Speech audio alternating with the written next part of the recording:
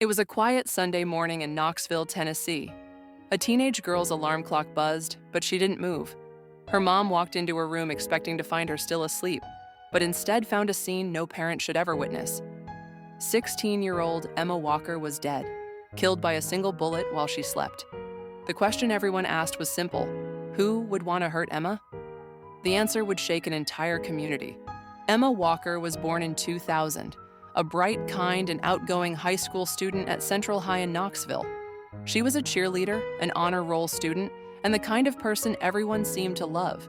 Her friends described her as the heart of the team, always smiling and full of life. Her parents, Jill and Mark Walker, said she was compassionate and strong-willed, with dreams of working in healthcare someday. Life seemed perfect for the Walker family, until Emma met a boy named Riley Gall. Riley was a freshman football player at Maryville College.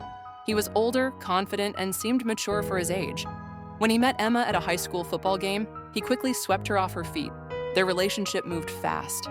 He texted her constantly, showed up at her cheer practices, and told her how much he loved her. To her friends, it seemed like a teenage romance out of a movie. But soon, the story began to turn dark. Riley became possessive. He wanted to know where Emma was at all times, who she was with, and what she was doing. When she didn't reply to his messages quickly, he accused her of ignoring him. If she went out with her friends, he would show up uninvited or blow up her phone. Emma's friends began to worry. They noticed she was quieter, more anxious, and always checking her phone. One of them later told police he wanted to control her. It wasn't love anymore, it was obsession. Her parents noticed too. They gently warned her that something didn't feel right, but Emma defended him. Like many young girls, she thought she could fix him or calm him down. Their relationship turned into a constant cycle of breakups and makeups. Each time she tried to walk away, Riley would beg for forgiveness or threaten to hurt himself. Finally, in late 2016, Emma decided she'd had enough. She ended the relationship for good. But Riley wasn't ready to let go. Soon after the breakup, Emma started receiving strange, anonymous text messages. They said things like, "Go to your car alone, and if you don't, someone will get hurt." One message said, "I'm watching you." The messages frightened her, but she tried to ignore them. Then one night, she heard a loud bang on her bedroom window. When she looked outside, no one was there.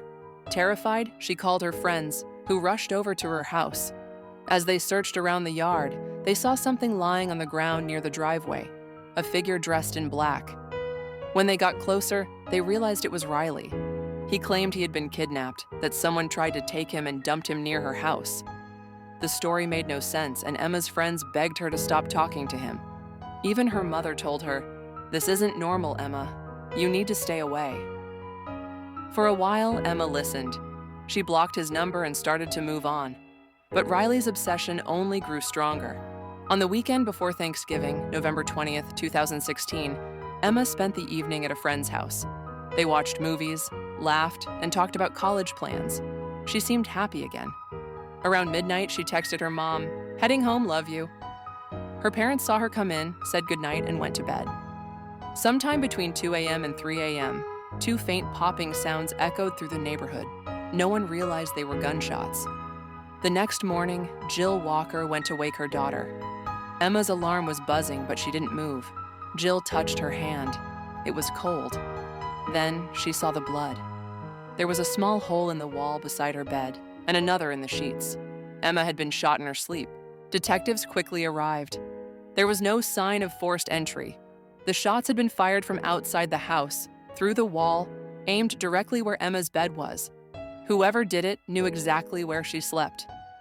Police first considered a random attack, but as they dug deeper, one name kept coming up: Riley Gall.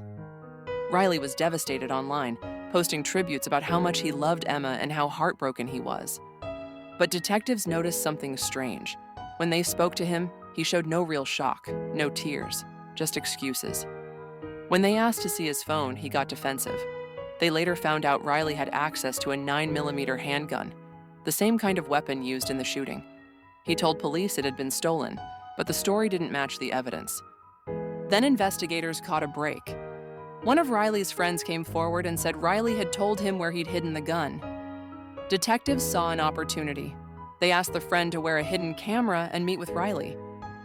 During their conversation, Riley said, "We just need to get it back before they find it. That's the only thing that can tie me to this." That night, police watched as Riley, dressed in black, walked toward a riverbank. He reached down to pick something up, and that's when officers moved in. They arrested him on the spot. The gun he was retrieving matched the bullets that killed Emma Walker. When the case went to trial, Riley claimed he never meant to hurt her. He said he only wanted to scare her, to make her talk to him again. Prosecutors argued otherwise.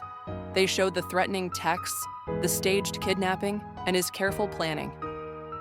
The jury didn't take long to decide. Riley Gall was found guilty of first-degree murder and sentenced to life in prison, with the possibility of parole after 51 years. For Emma's family, no sentence could ever bring their daughter back. They described her as a light that was taken too soon, a victim of a dangerous obsession mistaken for love. In her honor, her high school created a scholarship for cheerleaders who display leadership and kindness, two qualities Emma embodied. Emma Walker's story is more than just a tragedy, it's a warning. It shows how easily young love can cross the line into control and manipulation, and how ignoring the signs can lead to disaster. Her friends now speak publicly about relationship awareness, urging other teens to recognize red flags and get help early. Emma never imagined that the person she once trusted most would become the one who ended her life. Her story reminds us that sometimes the most dangerous people aren't strangers hiding in the dark. They're the ones standing right beside us. And in the quiet streets of Knoxville, the memory of a girl who never woke up still echoes as a heartbreaking lesson on love, loss, and the fine line between affection and obsession.